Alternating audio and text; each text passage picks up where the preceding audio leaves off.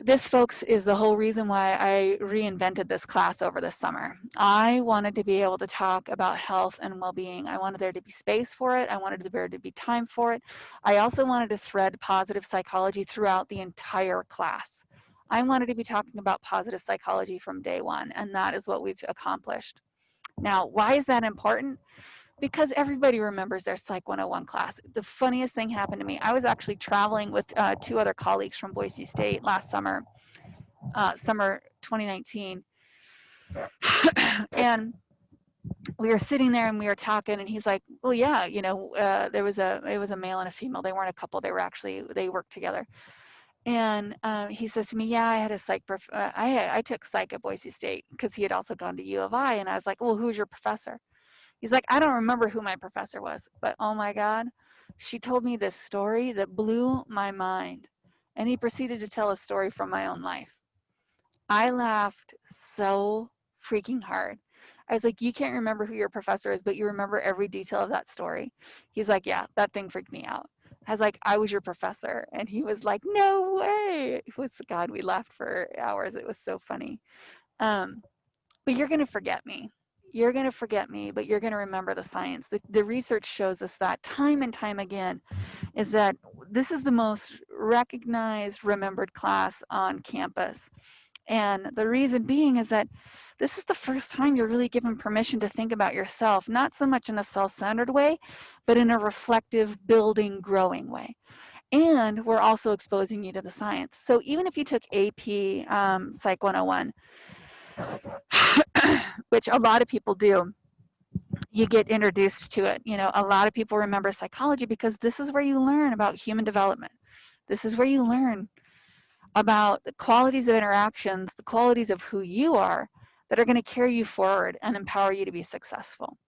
So if I could empower you with anything, if I could imbibe, imbue, embolden you to take on any charge from this class, it's going to be to elevate your well-being to consciousness. Instead of assuming everything's fine because you're not stressed out, make well-being an agenda item. Make it something on your to-do list. And I'm not talking about the cultural decadence of self-care, okay? Well-being is not about a facial. Well-being is not about a pedicure, okay? Well-being is so much more than that. It is how you set your quality of life. Now, you guys know about the science of flourishing. You understand PERMA, right? Positive emotions, engagement, relationships, meaning, and accomplishment or achievement. You guys have that. Like, you understand that that is what contributes to your quality of life. Okay? Well-being, right, is how all of that manifests. So here we are. At the end of this unit, students will be able to identify when it is time to take a step back from work load due to stress. Oh my God, if I could keep you guys from getting burnt out, that would be so delicious. At the end of this unit, students will be able to identify resources to help with well-being. Yes, yes, you will. And at the end of this unit, students will be able to understand that everyone has different coping skills and strategies. We're going to start off talking about stress first, and then we're going to shift to coping, and then we're going to focus Wednesday on some of the mechanisms of well-being and how to improve your overall quality of life. Now, this first task, right? How do you know when to take a step back? Most people, most grown-ass people who are in charge of their own bank accounts, who go to work every day, don't know when they're burnt out. Okay? When you have trouble focusing, when you have trouble completing tasks, when you have trouble finding meaning in the tasks that you're completing, and this could just be in one avenue of your life, those are some of the flags that indicate burnout. Now, I laugh about this because I was burnt out and I didn't even know it. I didn't know it. I just thought I was working a lot, and I was working a lot. But all of those things that I was doing started to not just become a lot, they started to lose the give back, right? That giving loop, right? Me putting effort and energy and creativity out, anytime I extend that, I get something back, right? And if I've got a really good exchange rate, I put out that effort, energy, and creativity, and it comes back to me tenfold, okay? Burnout is when we're putting those things out there and we're not getting anything back anymore. Yeah, it could be from doing a lot. One of the reasons why I made this class a 10-week semester is, remember all those F's that I showed you? Right? And I told you how a significant percentage, like 85% of those F's, weren't actually earned. They were given to students because they stopped working. One of my ideas was that if I no longer taught a 16-week term, maybe I'd be able to catch those students before they fell off the face of the earth and stopped engaging in class. Well, and now I have this, what we call a confounding variable called COVID. And one of the things you guys are going to learn today is that your brain right now is already operating in fight, flight, or freeze all of the time. Because every situation and circumstance is different. Right? I could ask you right now, how many of you have felt anxiety when you've left the house and either not had a mask on or been prepared to engage other people? Happens all the time. Yeah, it happens all the time. How many of you have become upset or frustrated when somebody else wasn't wearing a mask or taking safety precautions to ensure everybody else's safety? How many of you have been threatened or felt vulnerable by a sign or had a visceral response to a bumper sticker? Okay? Or read something or heard something that made you upset or enraged you. Our brains right now are already working overtime because we're interpreting everything that's coming into us, and we think that we have to have a response of fight, flight, or freeze to everything. So we're using our mammalian brain, the rudimentary part of our brain, to help us navigate our environment right now. And so if you're fucking exhausted, you have a right to be. I cannot tell you how many people I have engaged with recently that are just, they're numb. They are so tired. They're tired of politics. They're tired of COVID. They're tired of homeschooling their kids, right? They're tired of having to navigate the arena and shitty Wi-Fi. Y'all need to take a break. Give yourself a break. Take a respite because you are under stress, whether or not you've realized it. Now, our culture makes a big show of, I'm launching another poll. Our culture makes a really big show of stress, right? And how much is going on and what's going on for them and others. Okay? But we've really stepped away from the science and how we're using that, the concept of stress. Women are more stressed out than men. Women are more stressed out because my mom tells me all the time. Women are stressed out more than men. And the research suggests that it has less to do with hormones and more to do with cultural expectations. One of the things that we saw in 1993, right, when we think about the shift from 1993 to 2006 and then to 2009, this is just data from our textbook, by the way. Maybe one of the things that I'll try to do between now and the next class is update this for 2020, and maybe even just compare 2019 to 2020 stress experiences. Typically, women end up feeling the most stress, especially older women, given cultural demands of being all things to all people. There was a big article in The Atlantic a few years ago that was really radical, and it was really radical because they said women can't have it all, and that really pissed off some people. I'm sending out another poll. That really pissed off some people, but our culture has been telling women for years, you really can be a superstar mom and also have a fabulous career and a wonderful sex life and a great group of friends. And this article kind of debunked it and said, you know what, we've been trying to have it all and it's killing us. And so we need to stop doing that. So there are a lot of cultural expectations. So who has more stress, older people or younger people? And I just really wanted to keep this simple in order to get the surveys done quickly. because there are lots more qualities, and you'll see one that's a little bit beefier here in a few. So about 92%, right? About 92% of you are suggesting that younger people experience more stress. And if you look at this little diagram, that indeed is pretty accurate. Although we saw some shifts from 2006 to 2009. One of the things that I want to point out is one of the bigger shifts that we've seen is, excuse me, in 2000, straight up is when we started to really identify emerging adulthood, and that going to college became the norm rather than the abnorm. So that might be one of the reasons why we see the shift from 2006 to 2009. And for those of you that are having a hard time with the colors, that topmost line is the less than 25 years of age. Whereas older people, right, your assumption might be that, yeah, you are biased. The assumption might be because older people aren't working, that might be it. Older people have also spent a lifetime of setting boundaries and figuring out who they are. And knowing who you are and having good boundaries is one of the reasons why a lot of older people don't experience as much stress as younger people. Most of the time, what's stressing us out is navigating the expectations and boundaries that we have and that others have for us. All right. I think I am. All right, I got a 3-for-1 special here, a 3-question poll.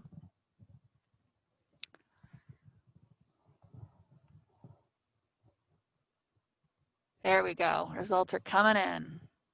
Excellent.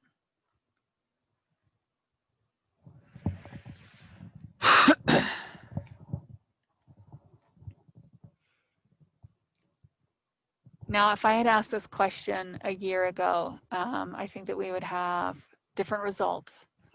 The spirit of them would still be the same, but the extreme nature of your responses. All right, I'm going to go ahead and call the poll there so I can go ahead and share that with you guys. In regards to race, and I'm using the languaging that was on our in our textbook. White individuals experience less stress compared to other, primarily Asian populations, Asian, indigenous, and individuals who identified as Black experienced the most in 1983, but then definitely had a shift and a change. Now, this is 2009, folks. If I had asked this question today, I think that we would have dramatically different results. All right. In regards to education, we have, oh yeah, 50-50, here we go. Less than high school, those individuals tend to experience more stress. I'm wondering what is the active agent that you guys think is happening when it comes to education? Why are people with advanced education experiencing less stress? What do you think might be the catalyst or the meaningful information here? Financial security, okay, more opportunities, more stability. All right, so you're thinking that it's employment. And employment is absolutely some low-hanging fruit that means a lot. I would challenge you to think a little bit more broadly and think about the relationship and the impact of control in stress. Somebody had mentioned it in the chat when they were just sort of debriefing on what they learned about themselves through the assessments that prepared them for today. And what I'd heard or what I read was that, you know, less control equals stress. Individuals who have higher education have access to more resources. Is that jobs? Yes. Is that money? Yes. But they are also more educated and they're more likely to advocate for themselves effectively when it comes against state institutions, when it requires them to lobby to get money back from the rental car in order to, because saying that they dinged it and they didn't ding it. Individuals with a higher education are more likely to follow through and set those boundaries and exercise more control in their environment. All right, who has more stress? People with less money or people with more money? Oh, I didn't ask the question about employment. Income is the last one. I'm sure this is a no duh. This is a no duh. Now, this is stress. If I were to actually ask you about happiness, I think you guys would be shocked at how these scores would almost be entirely inverted. That even though people who have less income have more stress, they would also identify as having greater happiness than those people who are wealthier. Yeah, I know it's kind of trippy to think about that. And so what is the relationship between stress and happiness? What is that relationship? We have the good, the bad, and the lovingly ugly. I'll stop sharing those results. Oh, my other poll did not show. Okay, well, that's curious. We have the good, the bad, and the ugly. When it comes to good, we have eustress. I had several people talk about eustress. This is that positive stress that gets us moving, that gets us motivated, that gets us engaged, that empowers, that directs and energizes us, that forces creativity, that empowers us with the desperation to become innovative. I remember this spring, it was the first weekend in April, and I was teaching a workshop that I taught face-to-face for, several offerings. And then all of a sudden I was given a week's notice to say, guess what, you need to make this all online. And I was like, oh God, what am I gonna do? And that was really stressful, right? That was really stressful. But in many ways, it really forced me to be creative, innovative. I had to discover and explore new apps in order to get my students to engage in a similar way in the online environment as I would have them engage face-to-face. Eustress, and our book tells you that it's the good stress, right? It's the stuff that has us striving and achieving. Well, guess what, folks? Remember when we talked about emotion? It is still stress. Physiologically, your cortisol levels are still increasing. You're still having consequences to your cardiovascular system. You're still having brain functioning issues. Okay? All of those things are still happening, even if something is in eustress or it's a good thing. Now, distress is the one that, carries a greater physiological consequence. We'll talk about eustress or distress in a few. The other good thing is we celebrate major milestones. We celebrate having a baby. Having a baby and losing a loved one cause the same amount of stress. Postpartum depression, post-grief response. Significant psychological outcomes, major dramatic life shifts. Having a baby, you have insomnia. Your eating habits change. Your control level decreases exponentially, especially if you're a breastfeeding mom. Okay? Then you have, if you're a female, you're coupled with hormones and those fluctuations. And yes, dad's hormones fluctuate too. But in our culture, because it's a positive thing, right? Because getting married and all the stress that you go through to get married, right, is a good thing. It's viewed as positive.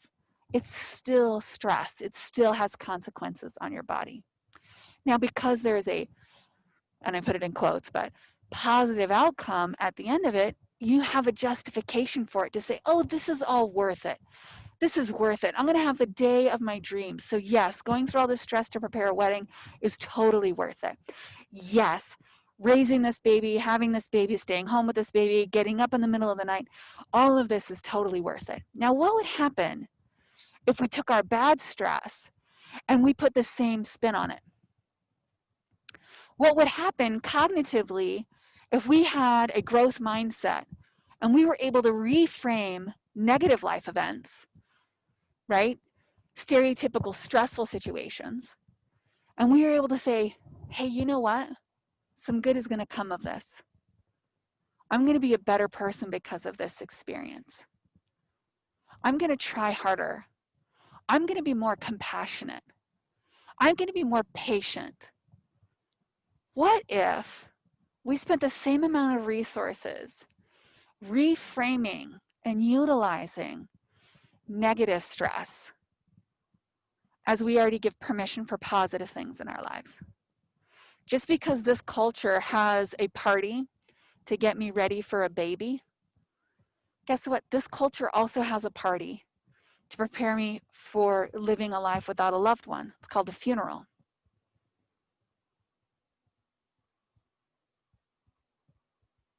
Now, I don't ascribe to any specific religion.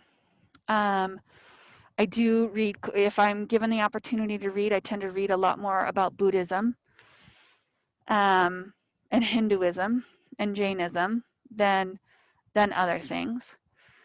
But this has a lot to do with their perspective of life as a whole, right? Instead of being attached to good or bad, just honoring and recognizing the experience itself. Honoring and recognizing the milestone, whether a life is coming or whether a life is going, whether a marriage is beginning or whether a marriage is ending. Celebrating your first day of school, celebrating your last day of school, celebrating the day you decide that you don't want to go to school anymore. We assign this positive and negative value to so many things in our life, and what happens when we do that is we keep ourselves from being able to be grounded in the experience of something and instead staying focused on the cultural quality of what we are experiencing. I know that's kind of a theoretical leap, but this is all part of the coping puzzle. It's all part of the coping toolbox. Being able to reframe things, being able to take responsibility, being able to say, you know what, this is really hard right now, but good things will come of it. All of those, right, are part of this bad stress. Now, the bad stress are major negative life events, right? Like singular large episodes of events. For example, 9/11, right? Singular, catastrophic, acute event. Something that happened, something that where we can mark as a culture a before and an after. We're going to be able to say this about COVID. God willing, we'll be able to say that there's an after of COVID. Okay? Something where we can say this is what it was like before X and this is what it's like after X. Major life events. Why didn't I have those be the ugly ones? The reason being is that the sleeper, right, the thing that has the greatest amount of consequence on us is the hassles. It wasn't just 9/11. It's the oppression of people. Okay? It's not just COVID, right? It's navigating the differences maybe between individualistic and collectivist cultures. Navigating different rights, resources, and responsibilities. I'm not saying good or bad. Okay? All of these things build towards daily hassles, right? It's not the singular nuclear meltdown that screws up the environment. It's the constant exposure to toxins and toxicity. And we can talk about literal toxins and toxicity in our environment, or we can talk about emotional and psychological toxins and toxicity. All of those are stress. All of those are stress on us. All of those are stress and consequences on our bodies. All right, so coping is all about managing the mischief, right? We all have stress. We've all identified we have different stressors. We all know that it's happening. One of the things that I hope that you guys learned from each other in regards to learned helplessness is that there are different things that are going to make other people feel powerless and ineffectual. And so when we think about it,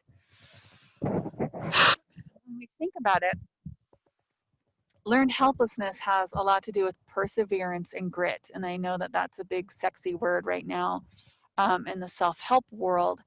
But the thing with grit is that what we advocate for is that if you can't get what you need by hitting something straight on, try going around it. Try coming around the backside towards the front side, empowering yourself.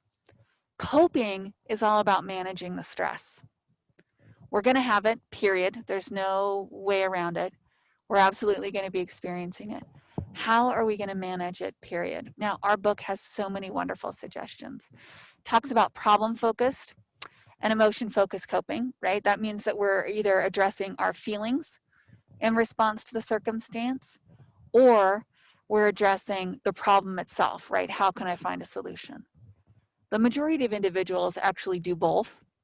They'll navigate their feelings while also navigating the actual solution to the problem. One of the things that I want to point out is that when we experience stress, we have to identify whether that stress is a threat, which means that it's going to compromise our well-being, or a challenge, which means that I'm not entirely sure I have those resources, but I'm pretty sure I have them. I think I'm going to be okay. Or at the very least, I have people I can ask in order to do that. When we have threat stress, we reduce our coping capacity. When we have challenge stress, we increase our coping capacity. So when we're confronted with situations and circumstances that are stressful, which we all are confronted on a regular basis, identifying for ourselves whether this is something that I actually have any say in whatsoever, okay? Identifying that first allows us to be more empowered when we're coping. And allows us to be more empowered when we're coping, because if this is something that I have no control over whatsoever, then I know that I can just focus on my emotions. I can be efficient in my coping. But if this thing is something that I actually do have some say in, I get to navigate my emotions as well as begin to work on that problem.